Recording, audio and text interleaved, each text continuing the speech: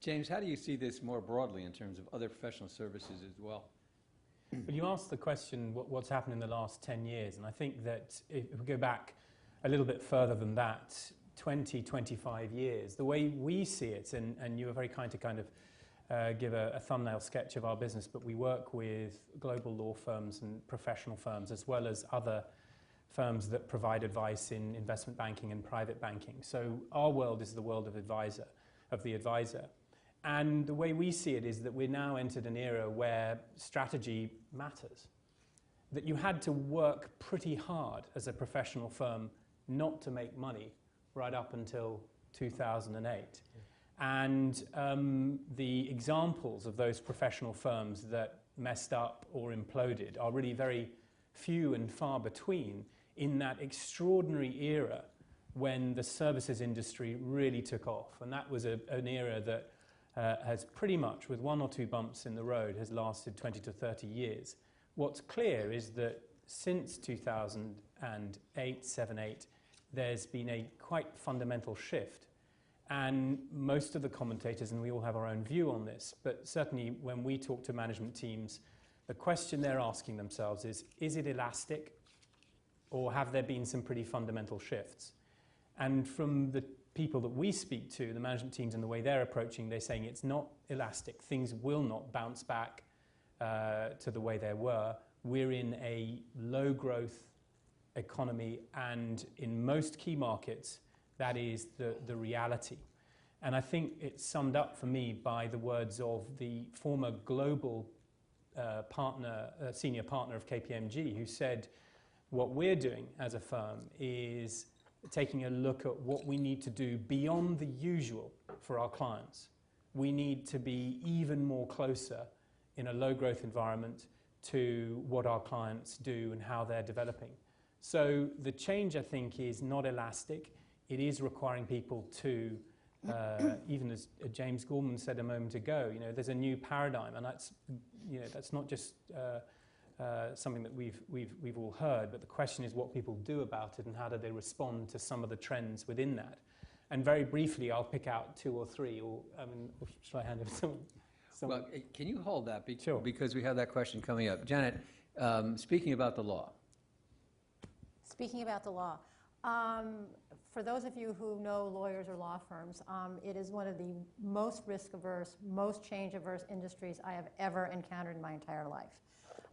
They had a generational run from roughly 1980 to 2008, and then all of a sudden they were, it was, first do no harm, and it was truly a rising tide that rose all the boats.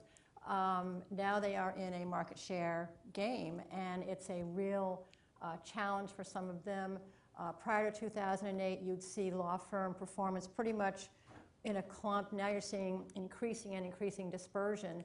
And to your point, the firms that we see that are doing well have strategies, are executing them, have strong leadership, know who they are.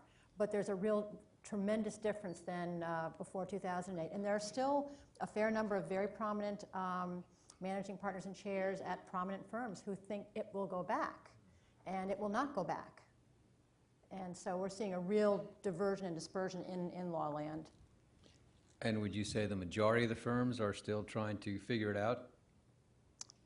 I would say, yeah, I think, yeah, they're trying to figure it out. What we think is interesting, we kind of realized this recently, is that, so the recession hit in 2008, firms did make a lot of changes quickly in 2009. That said, most of the changes that law firms are making, the ones who are making changes, are really to maintain the current business model. There's a reluctance to examine alternative business models. And do you think they should? Oh, yeah. I mean, okay, law land is interesting. Okay, it's about a $250 billion business in this country, private practice. The largest law firm has less than a 1% market share. I have never encountered such a fragmented industry in my life. And yet there is astonishing homogeneity in the business models. I mean, look at airlines. You've got Ryanair and Cathay Pacific.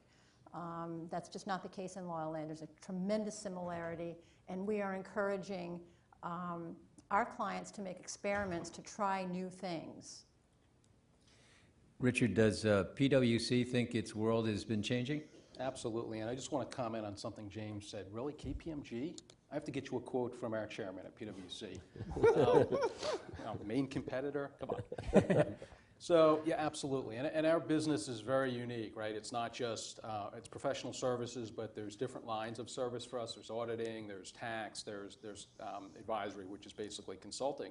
And if you go back 14, 15 years ago, I heard in the previous panel, Sarbanes-Oxley came up, right? That was a game changer for us. So we couldn't provide services to our non-audit clients without going to the board.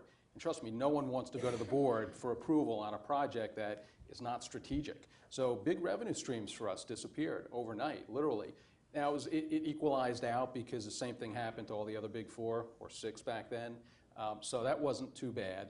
And fast forward to today on the audit side of the business, in the EU, they're looking at a 10-year mandatory audit rotation. So you're going to see clients across the board who have to go through an audit process, choose a new auditor. Some of those could be hundreds of millions of dollars that impact our business and our, the industry as a whole.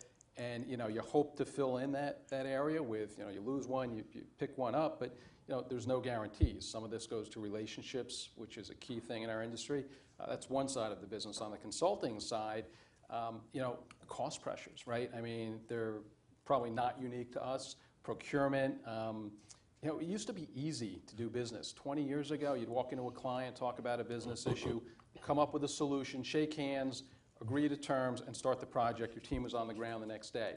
You'd worry about the paperwork, maybe even at the end of the project. Nowadays, procurement's in the mix. The public, the public trust has been hurt by Enron, WorldCom, Bernie Madoff, all the financial problems we've experienced over the years.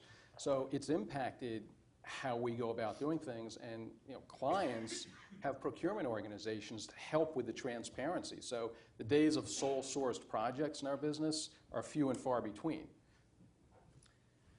James, to go back to your comments now, what do you think the ramifications are of these systemic changes? Well, I think, to address the points that I think are going to be really helpful for this audience, I think when the four of us were kind of talking about this before, what we need to recognize is where there is a read across in professional services firms into search in particular, and the things that are peculiarly different. And a number of the points that have just been raised are particularly pertinent to search and what we understand are the challenges that you're all facing. I'll pick out just two or three. One is, I think, Janet, you say it is the law market is terrifically fragmented, but the search market is even more fragmented. It's more concentrated up at the top. And that, I think, is an indication of real opportunities, actually, as clients are looking for more specialist firms and a greater sense of team and cooperation from their advisors, something which more naturally has come to other professional branches of the professional services sector. That is a lead indicator. The degree of consolidation in the legal sector and in the accounting sector is a lead indicator for where search may go next. That's the first thing. The second thing, which I think is fresh to search and which this industry is grappling with, is the fact that they now have a pretty well-shaped, in quotes, competitor inside the business. And yet that, for accounting firms, is something that they've lived with for quite a long time, because they, even if you're just taking the audit business, which as we know is only one small part of many of the, certainly the big four business, but they've had to make alliances with the finance function over the years. They're used to not seeing it as a competitor, but to seeing it genuinely as a partnership. And the same is true in law. For a while, 15, 20 years ago, as the function of general counsel became more developed, it put a lot of law firms off their stride. They have now largely got over that. The quality of the advice that the GC gives has increased. They are therefore respected more by the legal profession. And the legal profession is getting better, it's not perfect, at understanding exactly where it adds value. That debate is one that I think is starting in search and, and needs to continue. But seeing it as a collaborative process with a function in-house, it's not easy. And of course, to some degree, they are taking the lunch away. But the same is true of what happened in law and in accountancy, and they worked it through. So those are 2 or 3 things that I think are areas where search can learn from professions. The 2 big differences, and I'll say this very briefly, are one, that both for accountancy and for law, there's this fantastic dynamo that gives them new work, which is changing legislation and regulatory change. And whether it's Dodd-Frank's or Sarbanes-Oxley in its time, has led to the creation of huge books of business for lawyers and for accounting firms. And even though there was a downturn, because so much regulatory change happened, that soaked up a lot of the capacity for some law firms that went away when the M&A market collapsed, and the same is true partly in the Big Four. So that's an area where things are different and is a particular challenge for search.